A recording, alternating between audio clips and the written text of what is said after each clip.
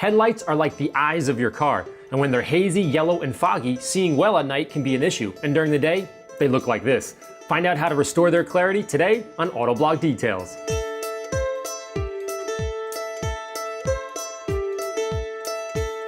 This vehicle is detailed from start to finish in 10 episodes. Visit autoblog.com/details to see the entire detailing transformation.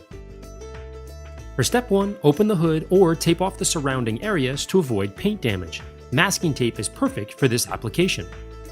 Wash the headlight with water in a microfiber towel to clean off any heavy debris that may interfere with the sanding discs. Place 1000 grit sandpaper on a foam block and move from side to side, no circles, no up and down, and no water during this phase of the process. This is called dry sanding. As you'll notice, the dead headlight skin is flaking away, leaving behind a white residue. This is normal, so don't panic. Once the headlight is evenly sanded from side to side, wipe or blow the dust off the surface of the headlight. Any remaining dust may contaminate the next process, causing deeper scratches or haze that may be a challenge to finish out, so it's important to work clean.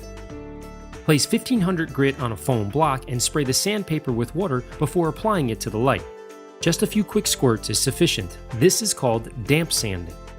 Now, move the paper in up and down motions and not side to side as we did for step 1. This is done to counteract the first sandpaper marks in the opposite direction. Once completed, spray water on the headlight and wipe again to ensure no particles are remaining for the next step.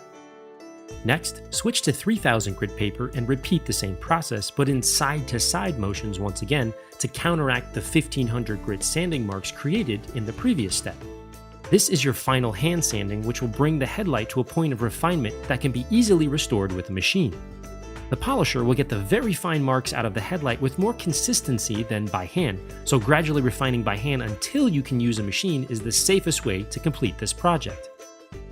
Next, compound the 3000 grit sanding marks in the headlight with a microfiber cutting pad or a wool pad and your favorite compound. This can be done with a home drill or a 3-inch detailing machine. I've chosen to use a 3-inch pneumatic because I have access to compressed air. After just a few passes with compound, the headlight lens should look much clearer. After a thorough compound, quickly polish the plastic with a foam pad and your favorite polish to remove any super fine scratches left behind after the compounding step. Use a detailing light to check your work, or simply turn on the headlights themselves to get a better look at the lens. If everything looks good, wipe the headlight clean with rubbing alcohol to remove any oils or polish residue in preparation for the final protective coating. A UV protective coating should be immediately applied to the lens after the process is complete. Clearly, the original UV coating applied at the factory has faded, and anything that remained would have been removed from the previous abrasive steps, so applying a new UV layer is vital to avoid a hazy or yellow lens within weeks or even days if left untreated. Before applying any UV protection, be sure to read the directions of your particular coating. Finally, apply the UV coating 4 to 6 inches away from the lens with medium arm speed. Allow to dry for 3 to 5 minutes and then apply a second coat. Don't remove the masking tape for at least 15 to 20 minutes and avoid getting the lens wet for at least 2 hours to allow the coating to cure properly. Keep in mind, at first, the coating doesn't look very smooth, but once it dries, it levels out and you can't even tell it's there.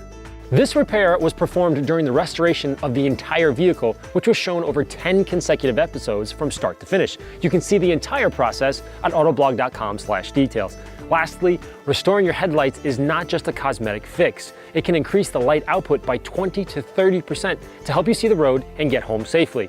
If you found this video helpful, please share and keep up with all the latest detail videos by liking or subscribing to the Autoblog page. I'm Larry Casilla from AmmoNYC.com. Thanks for watching.